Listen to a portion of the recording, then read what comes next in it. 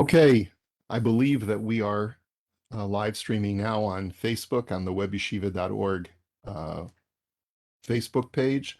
We are now recording and we are ready to begin our course for today.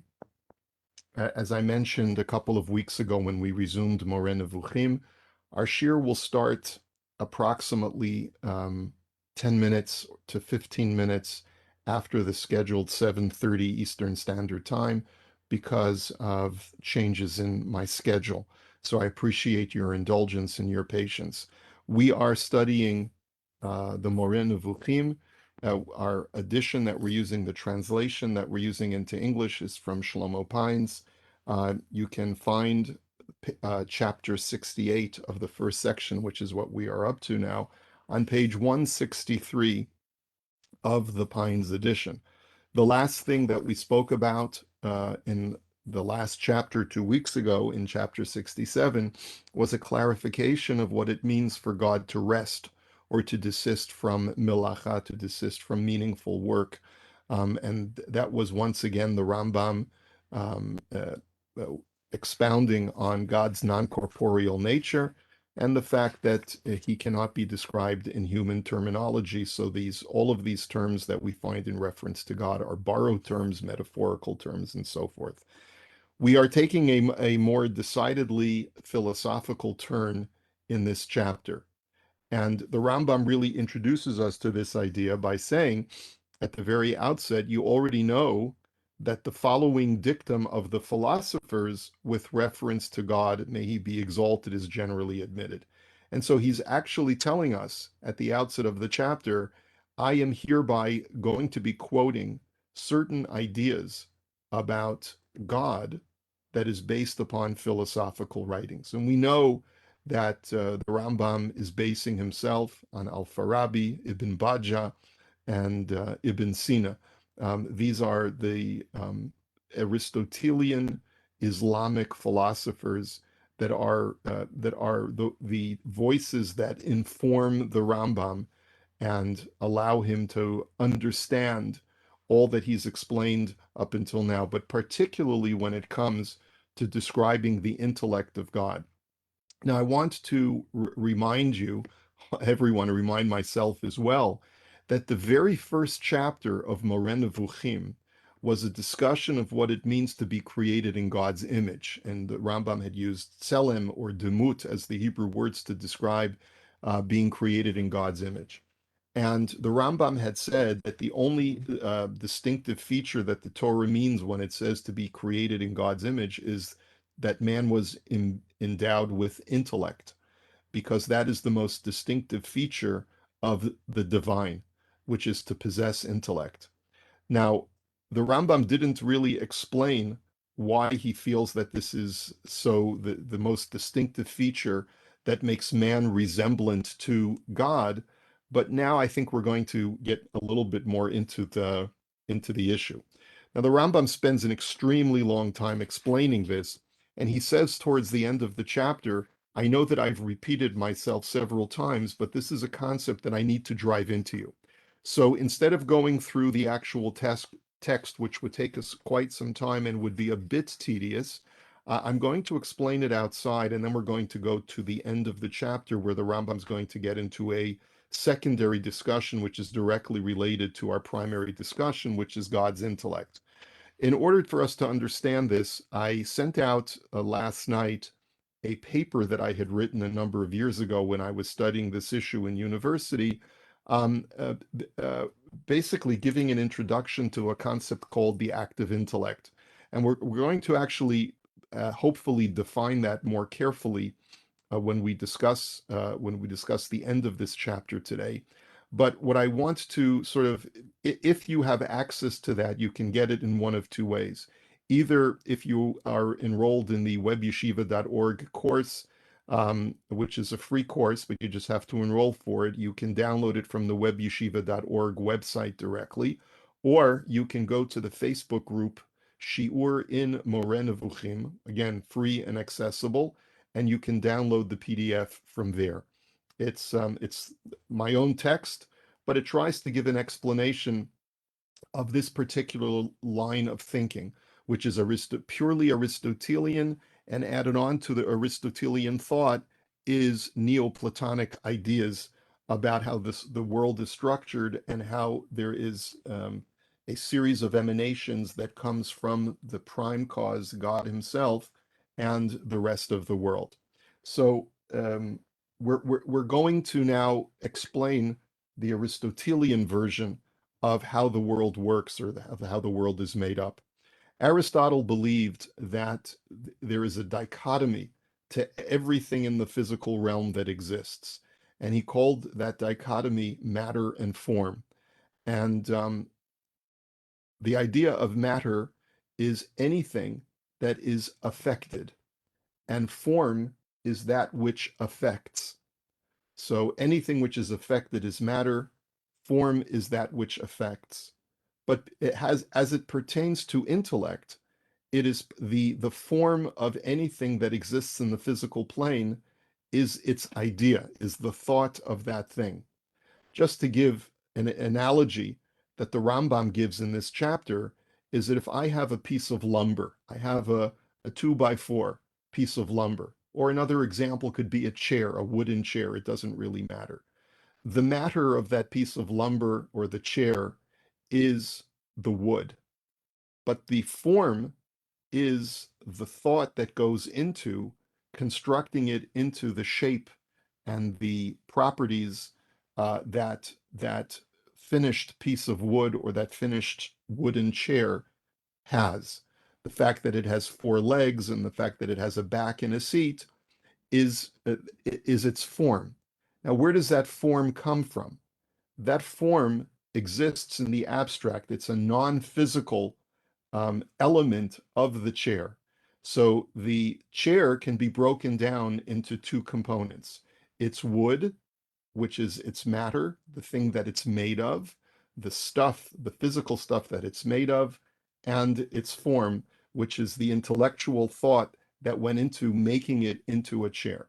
Now, where did that intellectual thought to make it into a chair come from? It came from the mind of the carpenter. The carpenter had an image in his mind, an idea of how to make a chair, and he transferred that abstract, non-physical, intellectual image that he had in his mind and implanted it within the chair. And that's how the formless chair gained its form, was from the thoughts that it's in the mind of the carpenter. And therefore, ultimately, it would follow that anything that is intellectual has the ability to grant form. Anything that exists in the mind has the ability to grant form to that which is outside of the mind.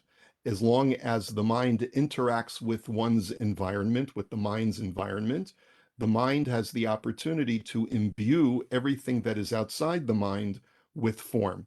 Now, with this idea, the Rambam writes that the ultimate definition of God is a being of intellect who and that intellect is not an attribute of God, as we've explained before, that God is devoid of attributes, but rather it means that God is pure intellect. And with God's intellect, God influences all that exists in creation, is basically God taking that which is within himself and imbuing himself into all of creation and giving form to all of the matter that he created. How does that matter take form? Through the mind of God. And that's basically the introduction to this idea, this Aristotelian concept of form and matter. Now, in the first line, the Rambam writes, the dictum being that we learn from philosophers is that God is three things that all come together. Now, don't think that there's any Trinitarian qualities to this. As you'll see, it has nothing to do with Christological images, but that God is intellect. That is the first thing. God is pure intellect.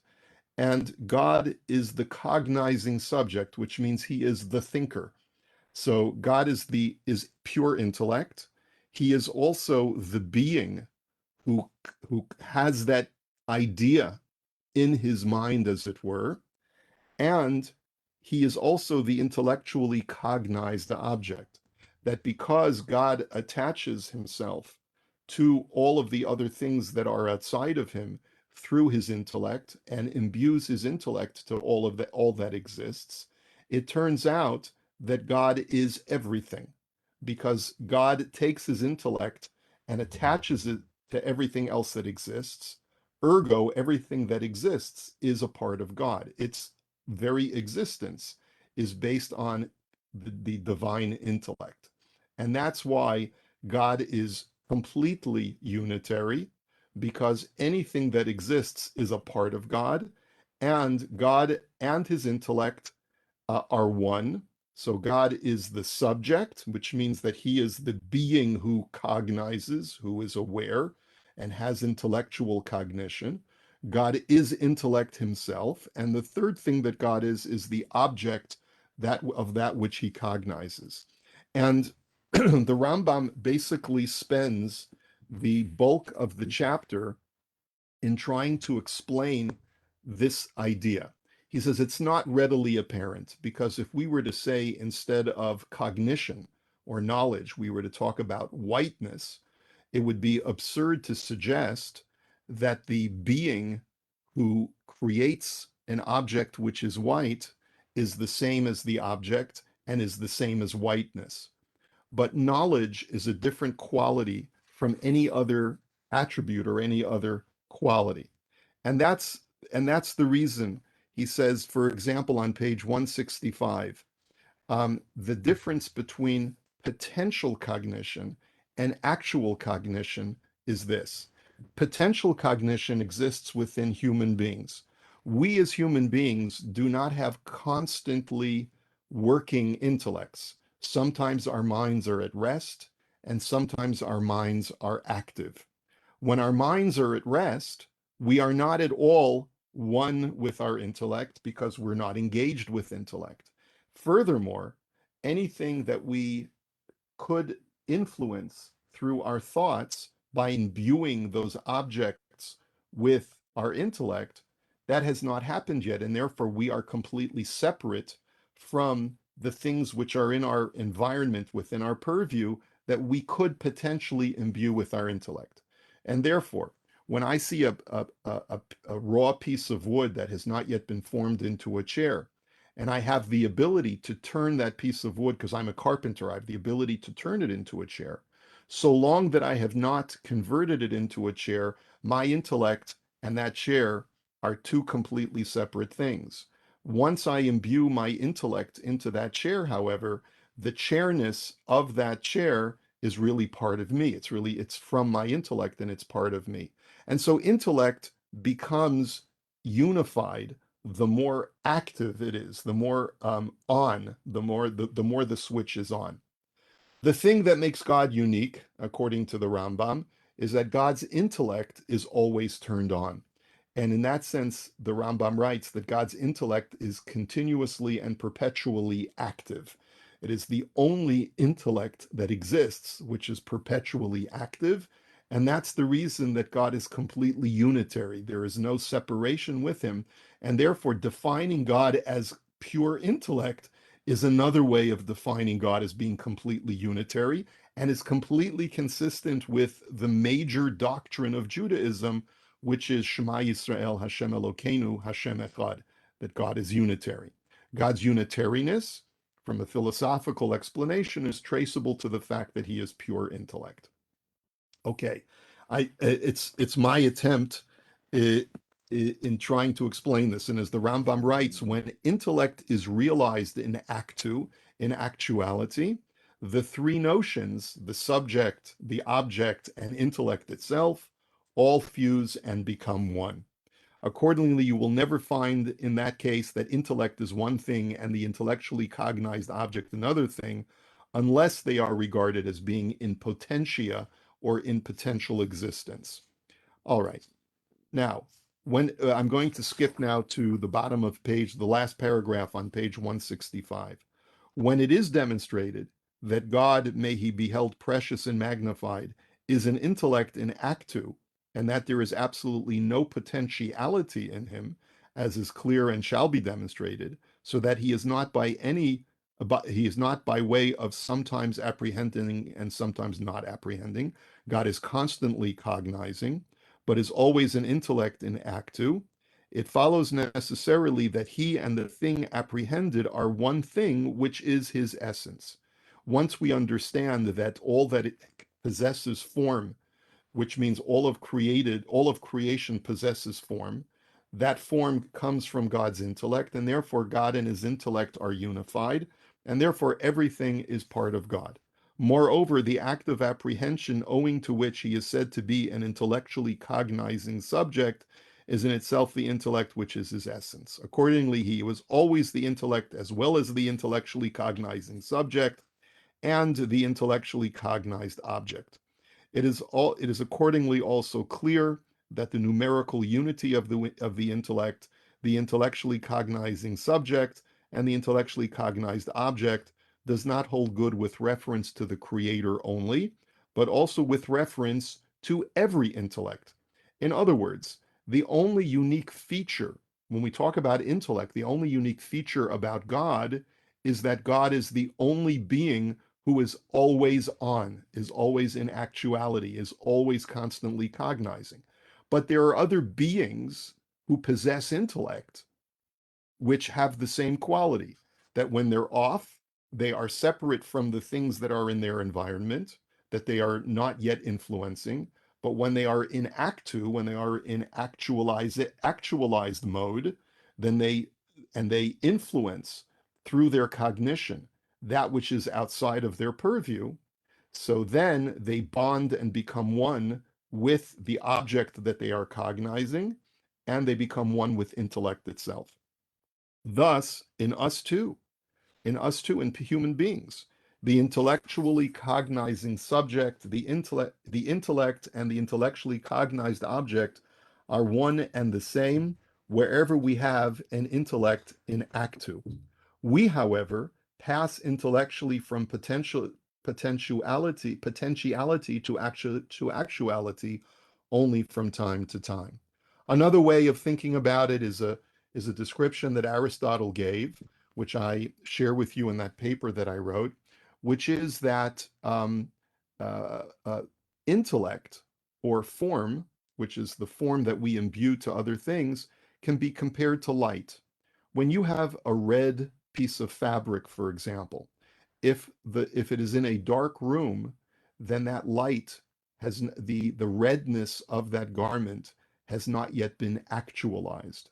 Once you turn on the light, the redness is visible and in all of its brightness, and it has been activated in a sense. That's the way Aristotle views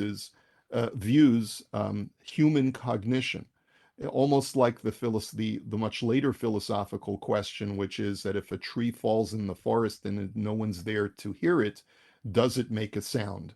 So from Aristotle's point of view, I mean, probably that question originates with this Aristotelian idea, but it's the idea that um, human cognition bonds together with all that exists that is cognizable in the world through intellect that is from the human being entering into everything that the human being is capable of cognizing or of being aware of. And that's the idea of how we connect the dichotomous form and matter of this world to the human intellect, which is the ultimate form that gives form to everything that we influence and cognize in this world. Now we're going to get to whatever degree that I'm able to articulate this idea. I hope that it's become somewhat clear, and I apologize for any ambiguity based upon my own shortcomings and my own lack of understanding. We now come to an add-on idea to the original Aristotelian idea of matter and form and intellect. The reason why it's called an add-on is because Aristotle himself recognizes that the human mind or the human intellect, or sometimes it's called the human soul, is that which imbues other things with form. But later thinkers that came after Aristotle and interpreted Aristotle, I'm thinking particularly of the 3rd century philosopher Alexander of Aphrodisias, used certain Neoplatonic ideas, which is another school of philosophy, to build upon this concept that Aristotle had taught us. Aristotle had once made a very obscure reference to the fact that the human soul or the human intellect does not exist in a vacuum. The human intellect, while it influences and gives form to all the matter that exists in our environment, but it itself is subject to influence. And its influence comes from a much higher source. Now, when I am in the process of influencing others with my intellect, I am called the form that influences and imbues form within all of the matter in my environment. But what if I am, in turn, my intellect is being influenced by something else, by some emanation that comes from up above in some celestial or transcendent sphere of existence? Well, that means that not only is my intellect influencing and giving form to other things, but I in turn am receiving influence. And therefore, in a sense, my mind is also matter, because the definition of matter is that which is influenced. So I am influencing the matter that is within my purview, the pieces of wood that are within my purview, but vis-a-vis some higher level of intellect that is emanating down from up high, I'm also like a piece of wood that is subject to influence and malleability and so forth. And so therefore, everything that exists within creation as a whole is both influenced and can influence other things, with one exception. God is the prime mover in Aristotelian thought, which means that he is the only unmoved mover or the only uninfluenced influencer. That's really what we mean to say. Man's soul, man's intellect, has the ability to shape and form and imbue other things with form, but man's soul is also subject to influence. Now, what level of intellect exists beyond man? So you would say, well, divine intellect. That's true, but there are intermediary steps between divine intellect and human intellect. And this is where Neoplatonism comes in, which one of its projects was to try and explain how there's a great expanse, a great chasm between the perfection which we call God and the imperfection which we call man and our physical world, our physical realm. And there is a series of concentric spheres, as it were, or concentric intelligences, as it were, which emanated from the first mover, the prime mover, and each sphere emanated another sphere below it, and each sphere that was below the previous one was in some way less resemblant and less perfect than the one that was above it. That's the whole the model of the universe according to a school of philosophy called Neoplatonism. And what certain thinkers who interpreted Aristotle believed is that Aristotle subscribed to this idea as well. And this is where we get to the world of the Rambam, where the Islamic philosophers of his time subscribed to this synthesis or fusion between Aristotelianism and Neoplatonism.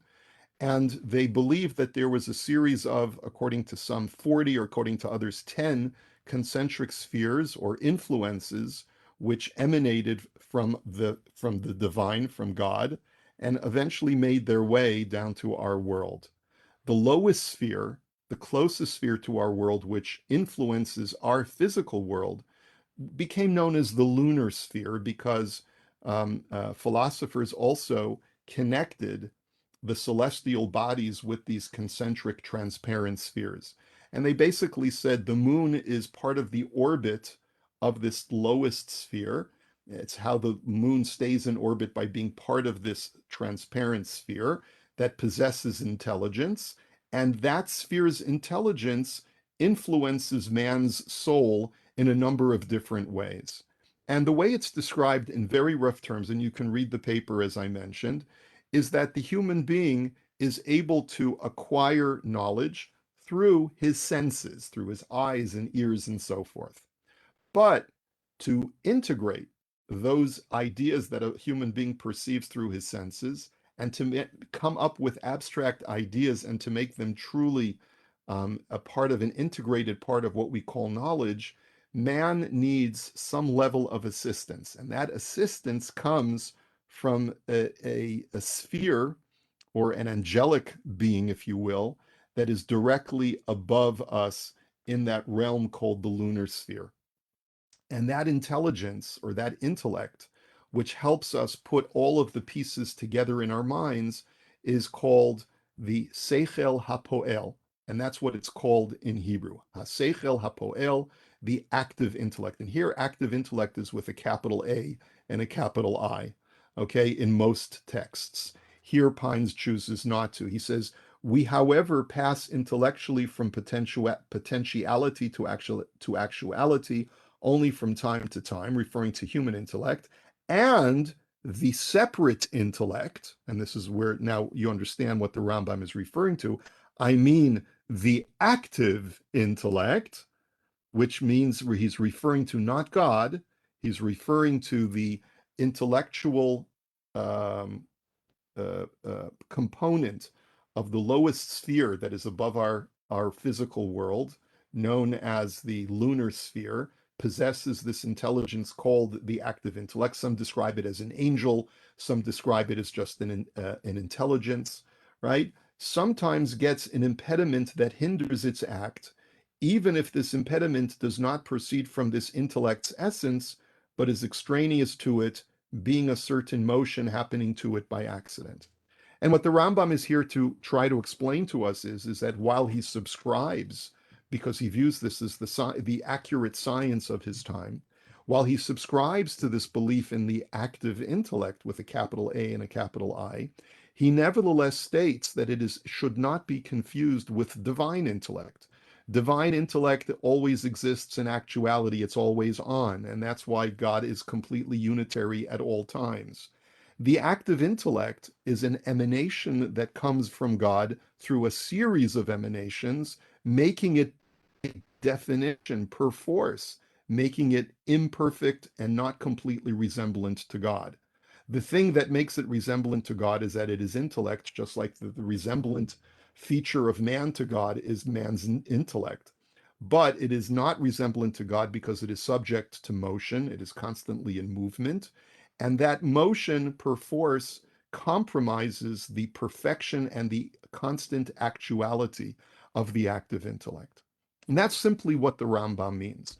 Now, there's a lot more to discuss. This is really the first time we've seen the term active intellect before, but it's really the first time where we've needed to unpack this idea and try to explain it properly.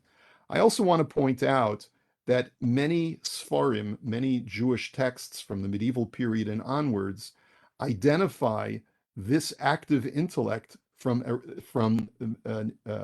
Aristotelian ideas that come from the Islamic world with Muslims identified this active intellect as the angel Gabriel, because the angel Gabriel is the entity that teaches Muhammad the Quran. And Jewish sources identify this entity as the angel Matatron, or the angel that is known by the Talmud as the angel of the entire world, supervising the entire world, who is easily confused with God but is not God himself. And that's a more advanced topic that we're not going to go and expand on particularly right now. Let's finish the chapter and just put on some last touches. Last paragraph on page 166. We do not intend at present to explain this, our intention being to affirm that that which pertains solely to him, may he be exalted, and which is specific to him, is his being constantly an intellect in actu, and that there is no impediment either proceeding from his essence or from another that might hinder his apprehending. So the active intellect may be hindered even from an external force, because it is perforce must be in motion. And that is what hinders the active intellect's ability to be constantly intellect in actu. But God is not hindered in any way. Accordingly, it follows necessarily because of this that he is always and constantly and intellectually cognizing subjects and intellect and an intellectually cognized object. All three fused into one. Okay, thus his essence is the intellectually cognizing subject, the intellectually cognized object, and the intellect itself, as is also necessarily the case with regard to every intellect in Act 2. We have repeated this notion several times in this chapter because the minds of men are very much strangers to this way of representing the thing to oneself. In other words, he says, I acknowledge this is not basic stuff. This is not something that we would intuit on our own. I do not consider that you might confuse intellectual representation with imagination. Remember, the imagination faculty is something that we've discussed in the past, which the Rambam has a negative view of. As a matter of fact, he pointed out that, and we will get back to this as well, that any kind of impurities within a prophetic vision are due to the imperfections of the imagination faculty within the human mind. Intellect and imagination are two separate faculties that exist within the human mind. So he basically says, don't think that our description of intellect has anything to do with the faculty of imagination. And with the reception of an image of a sense object by the imaginative faculty, as this treatise has been composed only for the benefit of those who have philosophized and have acquired knowledge of what has become clear with reference to the soul and all its faculties. So we're not gonna get into an Aristotelian discussion of all of the different components of the human mind, but the Rambam is basically saying is that it's sort of a prerequisite for this discussion that you already understand that the imagination and the intellect are two completely different things, and if you shouldn't be confused about it. But he wanted to sort of make that clear because, as we've explained already, and we refer you to the text by Aaron Hughes that we discussed previously. He has a whole book on this idea of the shortcomings of human imagination in Aristotelian medieval philosophy. So we're not going to get into that now, but I think that we've given sort of a bit of we've attempted at least to give some kind of exposition on what the Rambam's idea here is of God's unity, his intellect, and how God's intellect, while not the only intellect that exists, God's intellect is unique, not because it's different from human intellect or the intellect that is contained within the active intellect, within a capital A and a capital I, but rather because it's always active. And God's constantly active intellect is what makes him completely unitary with complete constancy. And it is part and parcel of why one of our faith affirmations is that God is truly one and is the only truly unitary being. Okay, I apologize for the abstractness and perhaps the obtuseness of today's discussion, but sort of that's what the Rambam wants us to know at this point. This chapter forms a bridge to the next series of chapters, which is all about the Rambam's love-hate relationship with a group of philosophers of his time known as the Kalamists or the Mutakalimun.